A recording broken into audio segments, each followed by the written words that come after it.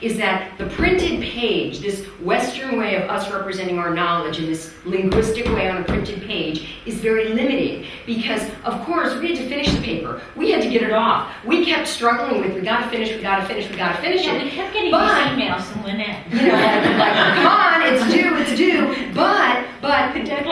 But really, a lot of our epiphanies didn't happen, quite honestly for me, until after the paper was written. Because your thinking, the evolution of what you're going through is constantly evolving. Just as our learning is always evolving. Like I said to my associate dean a couple years ago after I heard Alfie Cohn, we brought him to campus for something, and I turned to my associate dean, Alfie was saying something about professors that use the same yellowed pattern text with the notes from 15 years ago and this and that, and I turned to him and I said, you'll never get a complete syllabus from me ever again at the beginning of the semester. And it's a standing joke because I never hand in my syllabus because it's always in construction, under construction. And so I'm thinking that for that online thing, to be able to embed some of these visual kinds of things, because, you know, I've tried the Skype, I've tried the live meeting piece to try to engage students, but as Nancy said, they don't all have they don't all have those tools for whatever, they don't all have, whether it's economy, whether it's access to it, whatever. So somehow we have to be able to use the tools of technology for that, but to be able to embed some of these ways that they can see the face-to-face and the relation, and where we can put ourselves there, like you just said, Lynn. I think that's really important. The idea of embedding. It was a presentation Jack did, where he showed a teacher and some students in China. Yes. And there was this moment, you Right. caught the moment, that amazing moment to me. But that's, okay, how do you capture that and then put it out there for a 19-year-old so that the 19-year-old doesn't miss what it is that you're looking for? And I'm also going to share a dirty little secret. And I don't know how to get over this. It's a part of me. I'm not sure. And I'll put it out there. This summer, my daughters moved, both of them, within 2 weeks of each other. And of course, they were incapable, a 21-year-old, of finding a box and putting her crap in it. Okay, so Mama had to come and help. Well, I had signed up to teach a summer course that met 1 day a week, 9 to 5. So there were 2 weeks, and they happened to have moved back to back, that I needed not to be there. So I said, on my first thought, I went to my dean, I said, I don't want to teach the summer course. And she looked, what do you mean you don't want to teach the summer course? Well, look at how much money it is. You know, that's the other, we get paid nicely for summer.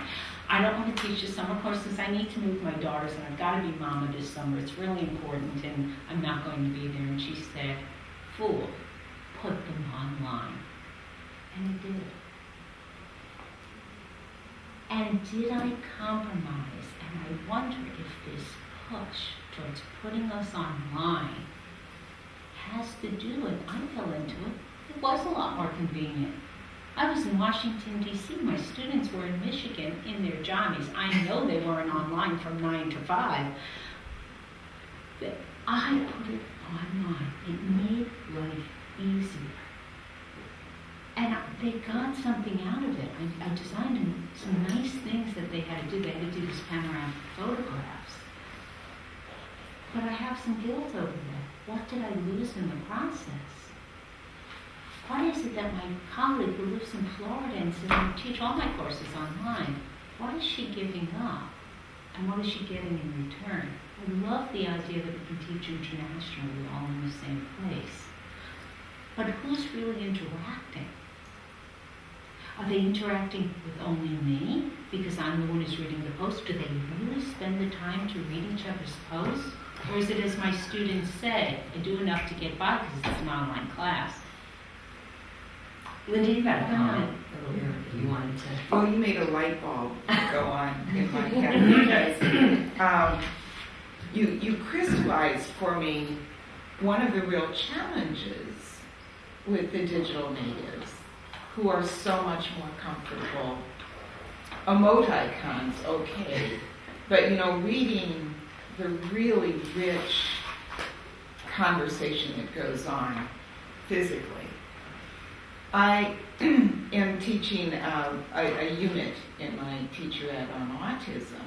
And I've got a lot of students. Wow. Unfortunately, it's getting easier to find classrooms with kids with autism in it. But I've got a lot of students who have to meet literacy and math and science standards with young children who don't talk and don't use body language and don't do all the things they're comfortable with. And I'm realizing that they need to really learn how to read body language, because there is communication. You can teach literacy to somebody with no language because they're communicating. You have to figure out how they're doing it. I think some of the difficulty they're having is exactly what you say. Yeah. They spend so many fewer hours. I mean, back in my day, which predated television, I spent time face to face with people day in, day out, and you just, because I have the brain connections that helps me pick up the nonverbal communication, I just learned that. Right. And if my students are behind a screen in which at most they're using emote icons or OMGs and LOLs or whatever, Yeah. Yes. that's those many fewer hours. I mean, if you believe Malcolm Gladwell about having to spend 10,000 hours to really master something, Yes. whether it's hockey or playing a guitar or whatever. Or teaching. Or teaching. But or teaching, or just communicating, learning how to communicate non-verbally. And I try to amaze my students. I can never remember the right percentage. I know it's high, but I say, do you realize how much communication is carried in the non-verbal channel? Somebody here knows it. Is it 75% or? 130. Yeah, I mean, it's high. And so then they start getting their heads around how you can teach kids with autism who have no language, because you're. But if they have so many fewer hours, you start getting on computers at age 2. And we encourage it. That's right. That's exactly right. At a very, very So young what a age. challenge for us. It's a challenge. And I really don't consider myself so much of a digital immigrant. I mean, I am first generation, but I immigrated in my teens. I've been computing since 1968, and I feel like I learned it because I was learning as it was growing too. And so I don't feel that same kind of divide. But I know that they're missing something, and I think you've identified it. They're missing something at the same time they're developing something else. Yeah, yeah. I could read about any of my students' sex lives online. All I have to do is open their Facebook account, and there they are, topless with a shot glass in their hand, which we talk about in going out to schools and looking at a job, but that's part of my job.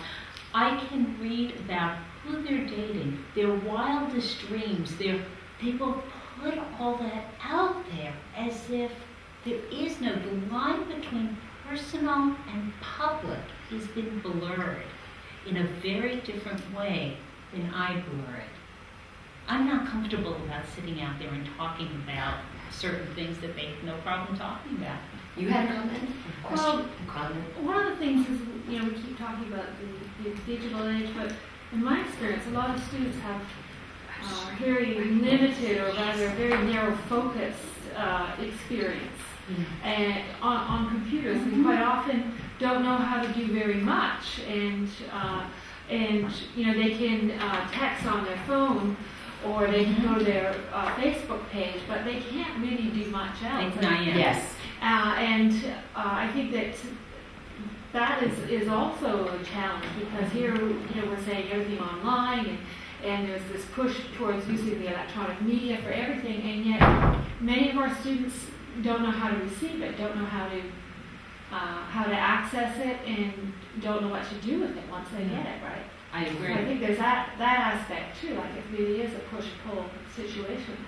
Yeah. It's a tension. It really is a tension and that we have to deal with it and deal with it in whatever ways we can. Catherine, did you have something that you? I think we really ought to. My watch is telling me we Yes, ought to it's thank time you to both very go. much for an amazing first session Okay. and move on our way.